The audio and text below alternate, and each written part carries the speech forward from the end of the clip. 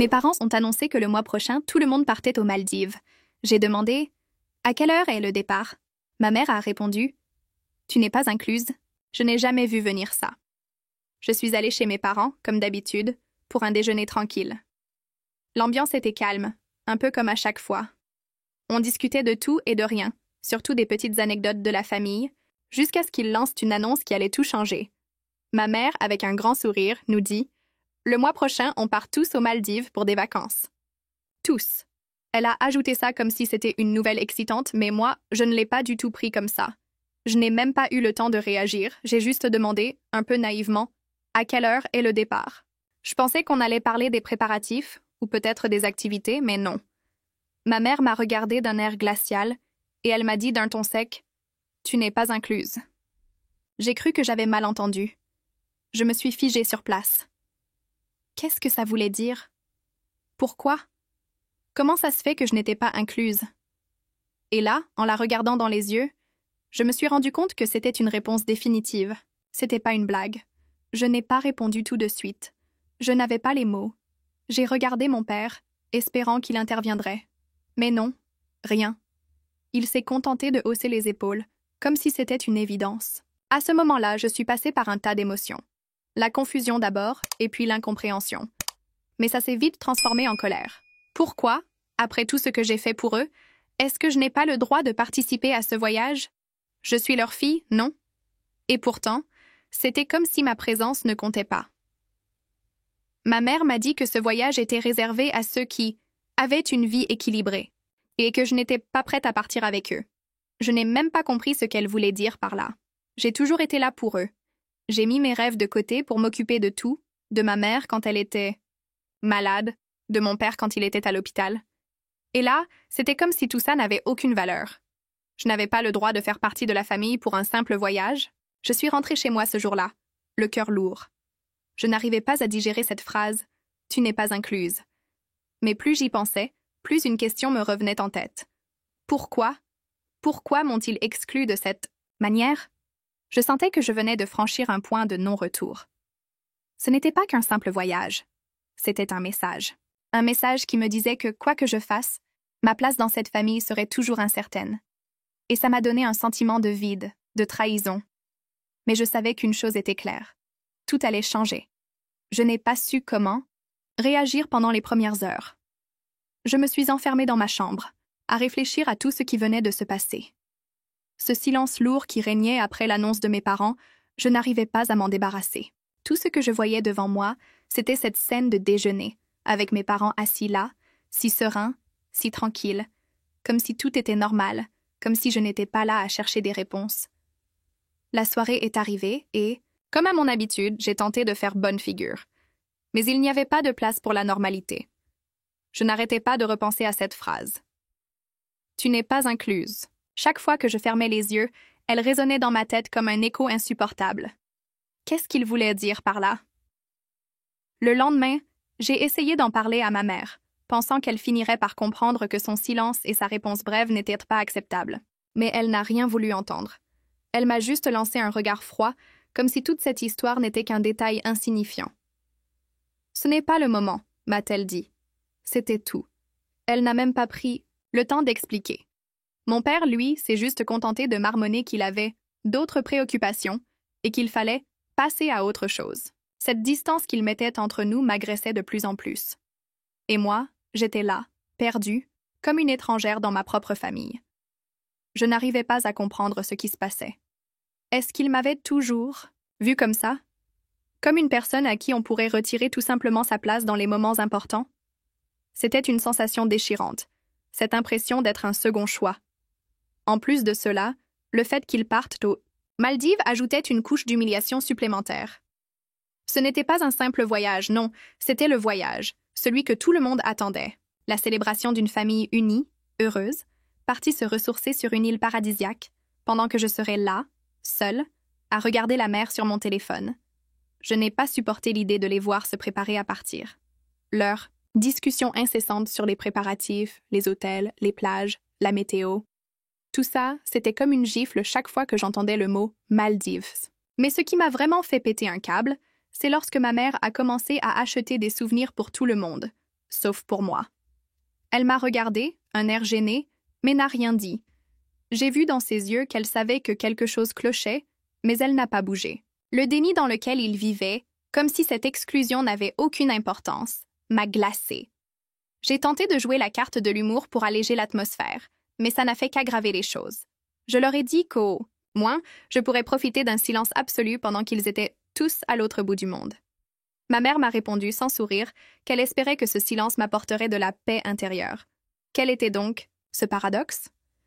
Plus je pensais à tout cela, plus je me rendais compte que cette situation n'était pas juste un oubli de leur part. Non, c'était intentionnel. Et moi, je n'étais qu'un détail qu'on avait laissé de côté. Je n'avais plus le choix. Il fallait que je découvre la vraie raison de cette exclusion, et ça devenait de plus en plus urgent. Mais au fond, une petite voix me disait que la vérité serait bien plus dure à entendre que ce que j'imaginais. Je n'avais plus de temps à perdre. Si je voulais comprendre pourquoi mes parents m'avaient exclu de ce voyage aux Maldives, il fallait que je prenne les choses en main. Et comme d'habitude, quand je me retrouve dans des situations où mes émotions m'aveuglent, je deviens un peu comme une détective. Pas de pistes, pas de témoins, juste une série d'indices qui, je l'espérais, m'aideraient à trouver la vérité. J'ai commencé à interroger mes parents de manière subtile, le genre de questions banales qui semblent innocentes mais qui sont en réalité remplies de sous-entendus. Mais à chaque fois, c'était comme si je frappais un mur. Ma mère, avec son sourire crispé, me disait de ne pas me faire de film, et mon père répondait par un « c'est privé ». Plus je creusais, plus je m'enfonçais dans un silence glacé. Je me suis ensuite tournée vers ma sœur. Elle avait toujours été plus proche de mes parents, mais elle savait aussi que j'étais la première à ressentir quand quelque chose clochait dans la famille. Elle m'a regardée longuement avant de répondre, et j'ai vu la peur dans ses yeux. C'était étrange, elle qui n'avait jamais eu peur de dire ce qu'elle pensait. Mais là, elle hésitait. Finalement, elle m'a lâché une phrase qui, au début, m'a laissé perplexe. « Tu ne veux vraiment pas savoir, crois-moi. » Qu'est-ce que ça voulait dire? Pourquoi me dire ça sans rien expliquer? Ça m'a rendue encore plus déterminée à comprendre ce qui se cachait derrière tout ça. Alors j'ai décidé de chercher moi-même. Si personne ne voulait me dire la vérité, je l'obtiendrais par mes propres moyens. Je me suis mise à fouiller dans la maison, à chercher des indices. Ce n'était pas du tout dans ma nature de fouiller, mais j'étais prête à tout. Et je ne parle pas de fouiller dans des endroits évidents. Non, je suis allée là où ils ne pensaient pas que je chercherais. Dans leurs chambres, dans leurs vieux tiroirs, même dans leurs emails. Ce que j'ai trouvé m'a glacée. Un après-midi, en fouillant un peu trop profondément dans l'ordinateur de ma mère, j'ai découvert une série de mails échangés entre mes parents et une agence de voyage de luxe. Ces échanges ne concernaient pas seulement des hôtels ou des activités aux Maldives. Non, ce qui m'a frappée, c'était cette phrase. « Assurez-vous que mon nom n'a pas de place sur la liste des invités. » C'était écrit clairement. Le message était froid, catégorique. Mes parents avaient pris une décision en dehors de moi, et ce n'était même pas un oubli. C'était un acte réfléchi. J'ai ressenti une sorte de coup de poignard dans le cœur en lisant ces mots. Mais en même temps, une partie de moi savait que je venais de toucher quelque chose de bien plus gros que ce que j'imaginais. Quelque chose que mes parents m'avaient caché. Une vérité que je n'étais pas censée découvrir. Et pourtant, j'avais trouvé la clé du mystère. Mais maintenant, il fallait savoir pourquoi. Pourquoi me traitait-il ainsi? Qu'avait-il à cacher? Je me suis juré de ne pas m'arrêter là. Une fois qu'on connaît un secret, on ne peut plus faire semblant de l'ignorer. Il était temps de faire face à la vérité, et cette vérité allait bien au-delà d'un simple voyage aux Maldives. Après avoir découvert ce message choquant, j'étais plus déterminée que jamais à comprendre ce qui se passait réellement dans la tête de mes parents. Mais il fallait que je sois plus maligne. Je savais que si j'affrontais mes parents, de front, ils me mentiraient ou essaieraient de tout minimiser. Ce n'était pas comme ça que j'allais obtenir des réponses. Il fallait que je les observe, que je comprenne leurs actions sans qu'ils ne le sachent. Les jours suivants, j'ai joué la carte de la fille modèle. Je n'ai rien laissé paraître. Mais intérieurement, c'était un tourbillon. Je savais que tout était sur le point d'exploser et je voulais être prête à tout. Alors, j'ai continué mes investigations. J'ai écouté attentivement leurs conversations quand ils pensèrent que je n'étais pas là. Un soir, alors que mes parents discutaient autour du dîner, j'ai surpris une phrase de mon père qui m'a glacée. « Elle n'a pas besoin de savoir. Pas encore. » Qu'est-ce que ça voulait dire? Je n'avais toujours pas de réponse concrète, mais je sentais que quelque chose de grave se tramait. Le problème, c'était que mes parents étaient intelligents, trop intelligents pour me laisser la possibilité de découvrir ce qu'ils cachaient. C'est alors que j'ai décidé de m'attaquer à une autre piste. Les amis de mes parents. Peut-être que quelqu'un, par erreur, allait lâcher une info, un détail que je pourrais exploiter. J'ai donc commencé à appeler les amis proches de mes parents sous prétexte de vérifier certains détails sur leur voyage. Mais là encore, la prudence était de mise. Je n'allais pas leur faire sentir que je savais quelque chose. Je leur ai posé des questions banales, des questions sur le séjour, les hôtels, les excursions. Mais étrangement, tout le monde semblait très occupé ou trop fatigué pour discuter. C'était comme si tous avaient reçu la consigne de ne rien me dire. Au bout d'un moment, je commençais vraiment à perdre patience. Mais un détail m'a frappé dans l'un de ces appels. Une amie de ma mère, la fameuse Claire, avait lâché sans s'en rendre compte. C'est bien qu'elles ne soient pas parties toutes les deux. Quelles deux? Qu'est-ce qu'elle voulait dire par là? Je savais que ma mère et ma sœur étaient très proches, mais là, il y avait quelque chose de plus. Pourquoi est-ce que Claire faisait référence à un « elle » au lieu de parler de « nous » ? Le malaise s'intensifiait. Mais à chaque nouvelle découverte, je sentais que je m'approchais un peu plus près de la vérité. Cette fois-ci, je n'allais plus me laisser faire. Mes parents m'avaient exclu d'un voyage, mais plus important, encore, ils m'avaient exclu de quelque chose de bien plus profond, de plus personnel. Ce n'était pas qu'une simple histoire de vacances. C'était une affaire de famille, un secret qu'ils avaient soigneusement gardé pour eux, et il était grand temps que je découvre de quoi il s'agissait réellement. Je n'avais plus le choix. Il fallait que j'aille au fond des choses, coûte que coûte. Mais à ce moment-là, je savais que la vérité risquait de tout bouleverser. Le lendemain, je n'ai pas dormi. Mon esprit tournait sans cesse. J'avais l'impression de devenir obsédée par cette histoire. Je ne pouvais pas m'arrêter. Chaque indice, chaque conversation, chaque détail me poussait à creuser plus profondément. Mes parents avaient sûrement oublié un détail, quelque chose qui les trahirait. Il fallait que je sois plus subtile, plus discrète. Ce matin-là, j'ai eu l'idée de fouiller. Non pas dans leurs affaires personnelles, non. Je savais qu'ils me surveilleraient de près si je faisais ça. Mais j'ai eu une autre inspiration, leur ordinateur. C'était risqué, mais j'étais prête à prendre ce pari. J'ai attendu qu'ils quittent la maison pour aller faire des courses. C'était l'occasion rêvée. Je me suis installée devant l'ordinateur de mon père, en espérant que la chance serait de mon côté. Je ne savais pas à quoi m'attendre, mais j'avais le pressentiment que cette fois, je toucherais au but. Je savais qu'il utilisait un mot de passe simple, quelque chose qu'il avait toujours utilisé.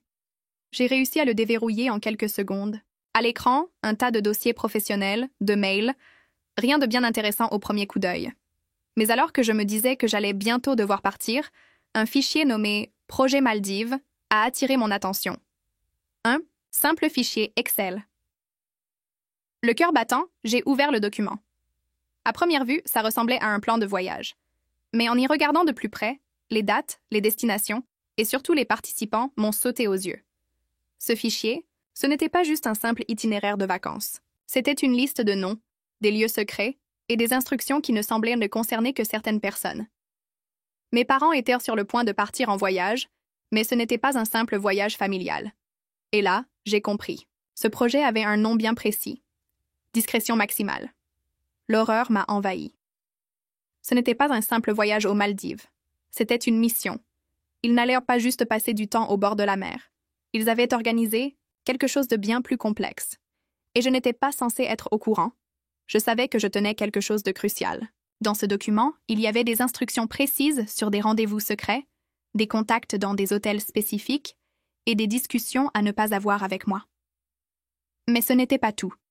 Il y avait aussi des noms, des prénoms que je ne reconnaissais pas, des noms de personnes que mes parents connaissaient bien, des noms qui semblaient appartenir à un autre monde, un monde dont je ne faisais pas partie. Le tout était entouré d'un jargon étrange, comme un code que je n'arrivais pas encore à déchiffrer. Je me sentais perdue, mais une chose était claire. Mes parents ne m'avaient pas simplement laissé de côté pour un voyage. Ils m'avaient exclu de quelque chose de bien plus vaste, quelque chose qui avait probablement à voir avec leur passé, quelque chose que je ne pouvais pas encore imaginer. Quand mes parents sont revenus à la maison, je n'ai pas bougé. J'avais le cœur qui battait à toute vitesse, mais j'ai gardé mon calme. Ils ne savaient pas que je savais, et tant mieux. Mais ce qui me préoccupait, c'était ce qu'ils allaient faire une fois qu'ils s'apercevraient que j'avais découvert leur secret. Allaient-ils me confronter, ou allaient-ils essayer de me manipuler, de me faire croire que j'avais mal compris? Peu importe ce qu'ils choisiraient, une chose était certaine. Je n'allais pas laisser passer cela. Je devais savoir la vérité, coûte que coûte. Je savais que j'étais sur le point de percer un secret familial qui allait tout bouleverser. Mais l'angoisse de ce que je pourrais découvrir me rongeait de plus en plus. Les jours suivants ont été marqués par un étrange malaise. Mes parents étaient assez plus silencieux que d'habitude, comme s'ils pressentaient que j'avais découvert quelque chose. Je n'avais pas l'intention de les confronter tout de suite, mais l'attente me rongeait. J'étais constamment sur le qui-vive, cherchant des indices supplémentaires, espérant percer ce mystère qui se refermait autour de moi. Un après-midi, alors que je me trouvais dans ma chambre, ma mère est entrée, sans frapper. Elle avait ce regard particulier, celui qu'elle arborait quand elle avait quelque chose d'important à dire, mais qu'elle n'arrivait pas à trouver les mots. Elle s'est assise sur le bord de mon lit, un peu hésitante. « Tu te sens bien? Tu sembles un peu distraite ces derniers temps, » m'a-t-elle dit, son ton calme, presque trop calme. Je savais que cette question n'était pas innocente. Elle essayait de savoir si j'avais découvert quoi que ce soit. Je n'ai pas répondu tout de suite, observant son visage avec attention. La pression était palpable. J'avais l'impression qu'elle attendait ma réaction, mais je ne pouvais pas encore risquer de tout lui avouer. « Oui, tout va bien », ai-je fini par répondre, feignant l'indifférence. « Je me demande juste, pourquoi vous ne m'avez pas incluse dans le voyage aux Maldives? C'est bizarre, non? Vous partez tous en famille, mais pas moi. » Elle a esquissé un sourire, mais c'était un sourire froid, presque forcé. « C'est juste une petite pause, chérie. Tu sais bien que parfois, il est nécessaire de prendre un peu de recul. Ça te fera du bien de rester à la maison. » Il y avait quelque chose dans ses yeux qui trahissait ses paroles. Ce n'était pas juste une simple pause. Pas pour moi. C'était autre chose. La conversation a dérivé sur un autre sujet, mais dans ma tête, les pièces du puzzle s'assemblaient peu à peu. La phrase de ma mère, « une petite pause », résonnait dans mon esprit. Elle savait quelque chose que je ne savais pas encore, mais je commençais à le deviner. Ce voyage ne se limitait pas à une simple escapade. Le lendemain, alors que mes parents étaient à nouveau partis, j'ai décidé de pousser encore plus loin mes recherches. Cette fois, je ne comptais plus seulement sur l'ordinateur de mon père. J'ai fouillé dans leurs affaires, dans leurs sacs. Je savais que je franchissais une ligne, mais je n'avais plus de choix. L'obsession de la vérité me consumait. C'est dans une petite boîte en bois, cachée sous le canapé du salon, que j'ai trouvé un autre indice. Un petit carnet avec des pages jaunies. À l'intérieur, des notes griffonnées, des numéros, des dates, des prénoms. Le carnet semblait être un journal de bord de quelque chose de plus grand. Mes yeux se sont agrandis en lisant certains passages. Des mentions sur des réunions secrètes, des missions qui nécessitaient une discrétion absolue. Ce n'était pas un simple voyage, c'était un déplacement stratégique, une mission où mes parents jouaient un rôle clé. Je n'arrivais toujours pas à saisir l'étendue du projet, mais tout devenait plus clair. Ce voyage n'était pas pour se détendre, mais pour accomplir un objectif, un plan qui me dépassait. Et moi, je n'étais pas dans le coup. Non seulement j'étais exclue, mais j'étais complètement ignorante de ce qui se tramait derrière mes yeux. Un sentiment de trahison immense m'envahissait. Quand mes parents sont rentrés ce soir-là, je n'ai pas pu m'empêcher de les observer différemment. Je savais maintenant qu'ils n'étaient pas ce qu'ils prétendaient être. Et le pire, c'était que je ne pouvais pas encore savoir à quel point leur secret allait bouleverser tout ce que je pensais savoir sur eux. Mais une chose était certaine, je n'allais pas laisser tomber. La vérité, quelle qu'elle soit, sortirait de l'ombre, et je serais prête à la découvrir, peu importe où elle me conduirait. Le lendemain, je me suis retrouvée face à un choix crucial, affronter mes parents directement ou continuer à enquêter, poussée par cette étrange sensation d'être en dehors de quelque chose de beaucoup plus grand que moi. Le dilemme me torturait, mais je savais que je ne pouvais pas rester dans l'ignorance. J'avais besoin de comprendre, et cette fois-ci, je ne pouvais plus reculer. J'ai décidé de confronter ma mère en premier. Ce n'était pas une conversation que je voulais avoir, mais je sentais que le moment était venu. Alors qu'elle préparait le dîner dans la cuisine. Je me suis approchée d'elle, les mains tremblantes, mais résolue. Mon cœur battait à tout rompre, mais je n'allais pas laisser cette peur me paralyser. « Tu sais, maman, » ai-je commencé, ma voix saccadée mais ferme, « je sais ce que tu caches. Je sais que ce voyage aux Maldives n'est pas ce que vous m'avez dit. » Elle s'est figée, la cuillère qu'elle tenait dans sa main tombant dans la casserole, produisant un bruit métallique qui résonna dans la pièce. Je l'ai vue se redresser et dans son regard, j'ai perçu un mélange d'incompréhension et de nervosité. Mais pas une once de surprise. Elle savait que je finirais par savoir. « De quoi tu parles, chérie ?» a-t-elle répondu, essayant de masquer son malaise sous un ton détaché, mais son sourire était plus forcé que jamais. Je lui ai jeté un coup d'œil lourd de sous-entendu. « Le carnet. Je l'ai trouvé. Je sais que ce n'est pas un simple voyage, et je ne suis pas aussi naïve que vous le pensez. Vous me cachez quelque chose et ça ne me plaît pas. » Elle a baissé les yeux, un instant de silence s'étant installé entre nous. Puis, d'une voix qui tremblait légèrement, elle m'a dit « Tu n'as pas besoin de t'en mêler, ce n'est pas pour toi. C'est un autre type de voyage. Tu n'as pas à t'inquiéter. » J'ai refusé de la laisser partir ainsi. « Ne me prends pas pour une idiote. Ce voyage n'était qu'une couverture, et vous me cachez quelque chose de bien. Plus important, j'ai le droit de savoir. » Elle s'est alors tournée vers moi, ses yeux brillants de nervosité, et pour la première fois, j'ai vu quelque chose que je n'avais jamais remarqué auparavant, une lueur de culpabilité. « Je ne veux pas te mêler à ça, ma chérie. Tu es encore trop jeune pour comprendre. » C'était comme si ces mots avaient été un signal. Un signal qu'elle ne voulait pas affronter la vérité, qu'elle avait tout simplement peur de ce que je découvrirais. Elle m'a alors regardé droit dans les yeux, et d'une voix presque suppliant, elle m'a dit « S'il te plaît, fais-moi confiance. Il y a des choses que tu ne dois pas savoir. Pas encore. » Je n'ai pas pu m'empêcher de lui rétorquer, mon ton plus froid que jamais. « Ne me parle pas de confiance, maman. Vous avez tout gardé secret. Je suis la dernière à savoir, comme toujours. Vous m'excluez comme si j'étais invisible. » Elle a laissé échapper un soupir lourd, et pour la première fois, j'ai vu une pointe de tristesse dans ses yeux. « C'est pour ta propre sécurité. Tu ne comprends pas tout, et je ne veux pas que tu sois impliquée dans cette histoire. C'est bien plus compliqué que ce que tu imagines. Si c'était vraiment pour ma sécurité, pourquoi me cacher la main? » Vérité? Elle a détourné le regard visiblement désemparé. Parce que certaines vérités sont trop dangereuses à connaître. J'ai senti mes jambes trembler sous le poids de ce qu'elle venait de dire.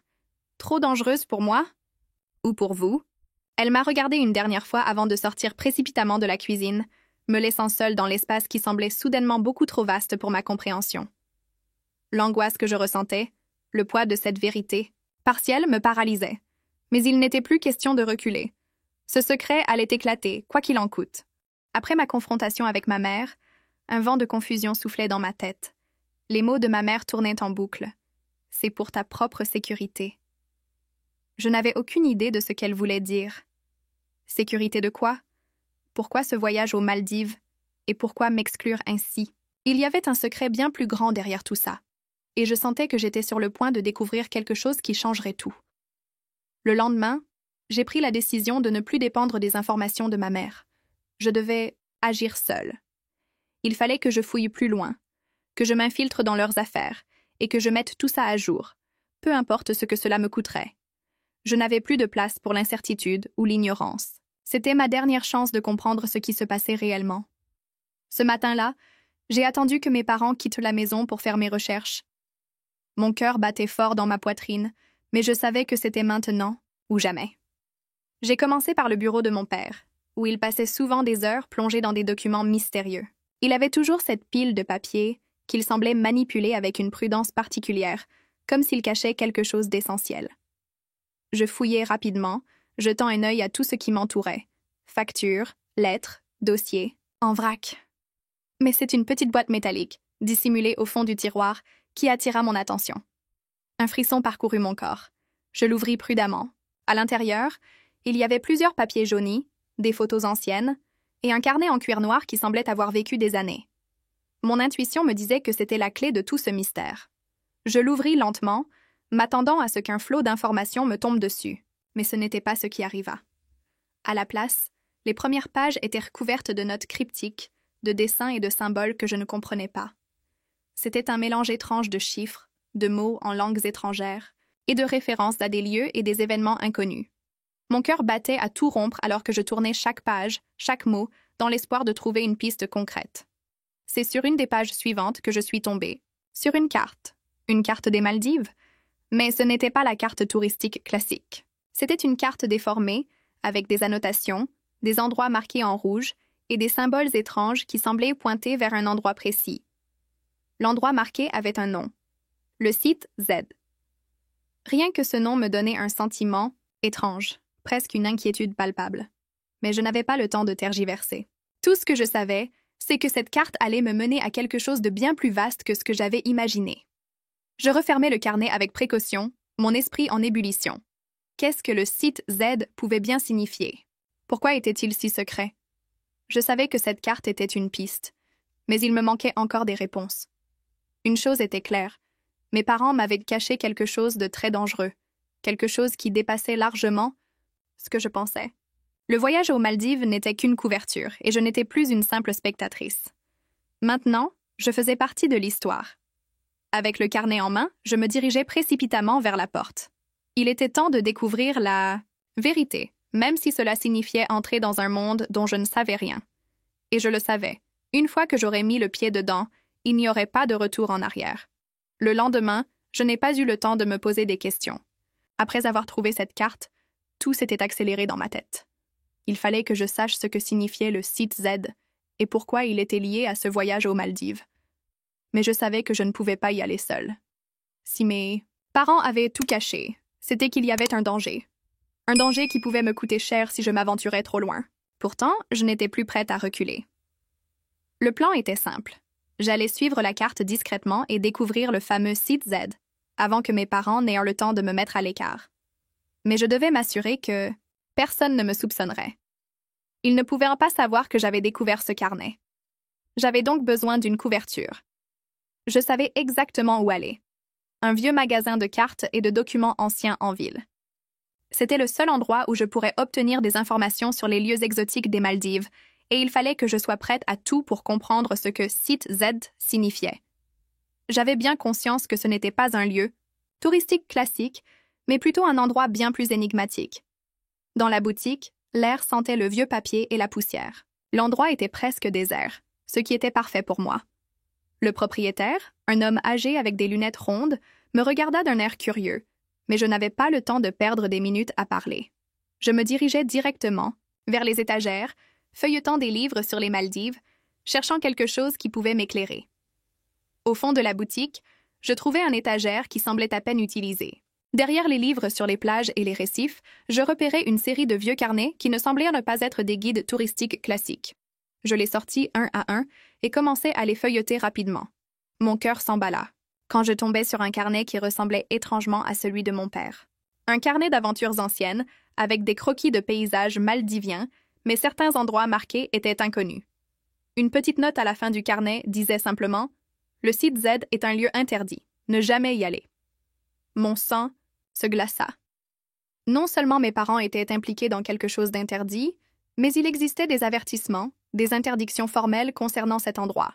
Pourquoi ce site était-il si secret? Pourquoi m'avoir caché tout ça? Le propriétaire de la boutique me regardait désormais avec une certaine méfiance. Je savais qu'il avait compris que je n'étais pas là par hasard.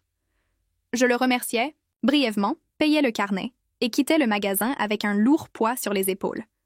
Je n'avais plus de doute. Quelque chose de grave se préparait, et mes parents étaient liés à cette histoire. De retour chez moi, je ne pouvais plus ignorer les indices. Ils s'étaient tous agencés dans ma tête comme un puzzle géant, mais il manquait encore trop de pièces. Je savais juste une chose. Si je voulais comprendre ce qui se passait réellement, je devais retourner aux Maldives et me rendre sur ce site Z. Et je savais que mes parents, eux, ne voudraient certainement pas que je m'y rende. Les jours qui suivirent, mes pensées étaient constamment envahies par ce fameux site Z. Je n'arrivais plus à me concentrer sur rien d'autre. Chaque conversation, chaque geste de mes parents semblait caché sous un voile de mystère. Je devais savoir ce qui se passait. Mais il était hors de question de leur en parler directement. Je ne pouvais pas les laisser savoir que j'avais découvert leur secret. Ce serait trop risqué. J'avais décidé que le moment était venu. J'avais préparé ma propre expédition vers les Maldives, mais d'une manière plus discrète. Il fallait que je m'y rende sans attirer l'attention, et je savais que je ne pouvais pas y aller seule, malgré mon désir de percer ce mystère. Je devais avoir un allié. L'idée m'est venue en regardant mon frère, Alex. Il semblait être dans le même état d'esprit que moi, un peu perturbé par le silence de nos parents, mais il n'avait aucune idée du carnet. Je ne lui en avais pas parlé, mais il était évident qu'il se posait des questions aussi. C'était maintenant ou jamais. Il fallait qu'il me suive dans cette aventure. Après tout, il me devait bien ça. Je l'appelai un soir, en pleine nuit, pour lui demander de me rejoindre dans le garage. Je savais que si je voulais qu'il m'accompagne, il fallait que je sois convaincante. Je lui expliquai rapidement ce que j'avais découvert et pourquoi il fallait absolument que nous partions ensemble. Il hésita au début, mais je pouvais voir dans ses yeux qu'il voulait lui aussi comprendre.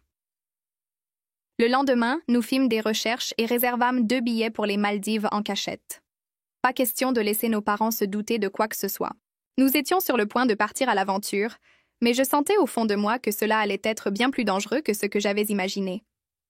La veille du départ, mes parents se montraient étrangement détendus. Rien n'indiquait qu'ils se doutèrent de quelque chose. Ma mère m'avait même demandé si je m'étais préparée pour mes vacances. J'avais joué le jeu, comme si de rien n'était, leur répondant que je n'avais pas vraiment envie de partir.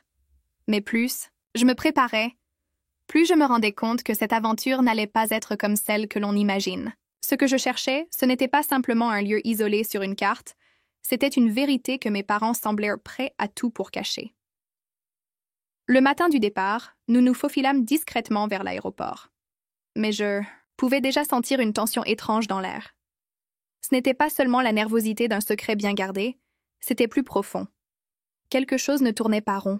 Mes parents n'avaient pas réagi à notre absence, mais ils étaient trop calmes, presque trop parfaits dans leur attitude, comme s'ils savaient déjà ce que nous allions découvrir. Cette sensation me poursuivit tout le long du vol, m'emplissant d'un malaise que je n'arrivais pas à chasser. Nous arrivâmes aux Maldives, mais ce n'était que le début. Le site Z n'était pas simplement un endroit géographique, c'était bien plus que ça. Chaque pas que nous faisions semblait nous conduire plus près du mystère et plus près du danger. Nous arrivâmes enfin à notre destination, un complexe hôtelier en bord de mer, parfait pour des vacances de rêve. Pourtant, plus je regardais autour de moi, plus je me sentais comme une intruse dans un endroit qui ne m'était pas destiné. Les paysages étaient magnifiques, mais quelque chose clochait. Il y avait une aura étrange qui enveloppait cet endroit, comme si tout était trop parfait pour être vrai. Mon frère Alex et moi nous étions échappés du groupe dès le premier soir, avec l'intention de nous rendre au fameux site Z là, où mes parents semblaient en vouloir me cacher la vérité. Je me souviens encore de ce moment où nous avons pris un petit chemin discret derrière l'hôtel. C'était comme si tout avait été mis en place pour que personne ne remarque notre absence. Nous étions seuls, sous un ciel étoilé, marchant d'un pas déterminé vers l'inconnu. Au bout d'un moment, nous sommes arrivés à une petite maison isolée, à l'écart des sentiers battus. Il n'y avait aucune lumière à l'intérieur, mais un étrange sentiment de déjà-vu m'envahit. Cette maison, je l'avais déjà vue dans les carnets de mes parents, mais il y avait quelque chose de plus. Quelque chose que je n'avais pas compris à ce moment-là. Et à mesure que nous nous rapprochions, j'avais la sensation que quelqu'un ou quelque chose nous observait. Nous avons frappé à la porte, nerveux, mais résolus. La porte s'ouvrit lentement, et une silhouette apparut dans l'encadrement. Ce n'était pas un inconnu. C'était une femme, avec un regard dur et un sourire énigmatique. Elle nous fixa un instant, avant de nous inviter à entrer. À l'intérieur, l'atmosphère était encore plus étrange. Les murs étaient couverts de photos en noir et blanc, toutes datant de plusieurs décennies. Elle montrait mes parents, mais plus jeunes, beaucoup plus jeunes. Elles avaient l'air d'être prises dans des lieux où ils n'étaient jamais censés avoir été, et tous semblaient un peu trop souriants, presque figés dans une expression de plaisir étrange. La femme nous conduisit dans une pièce à l'arrière. Là, sur une table, se trouvait un objet en particulier. Un vieux carnet, le même que celui que j'avais trouvé chez moi. Je le pris doucement entre mes mains, un frisson me parcourant l'échine. À l'intérieur, tout devenait de plus en plus clair. Ce n'était pas un simple carnet. C'était un carnet de secrets, un carnet qui reliait ma famille à quelque chose de bien plus vaste, bien plus dangereux, que je n'aurais jamais pu imaginer. « Tu as découvert la vérité », dit la femme d'une voix calme, presque apaisante. « Maintenant, tu dois savoir pourquoi tu n'étais pas censé venir ici. Il y a des choses que tes parents t'ont cachées, des choses que tu n'étais pas prête à comprendre. » Je me tournai vers Alex, dont le visage était aussi marqué par la confusion. Nous étions tous les deux en train de réaliser que nos parents n'étaient pas simplement partis en vacances. Ils étaient venus ici pour une raison bien plus sombre. La vérité éclata en moi comme un éclair. Ils nous avaient toujours protégés, oui, mais ils nous avaient aussi enfermés dans un mensonge, nous cachant des secrets qu'ils pensaient trop dangereux pour nous. La femme nous laissa un instant pour digérer cette révélation. Puis elle ajouta « Ce que tu cherches, tu l'as trouvé, mais il est trop tard maintenant. Vous devez décider si vous êtes prêt à tout savoir, parce qu'une fois que vous en saurez plus, Il n'y a pas de retour en arrière. À cet instant précis, je réalisais que tout ce que j'avais cru savoir sur ma famille était faux. Et que tout ce que j'avais vécu jusque-là n'était qu'une préparation à cette vérité qui allait changer ma vie à jamais.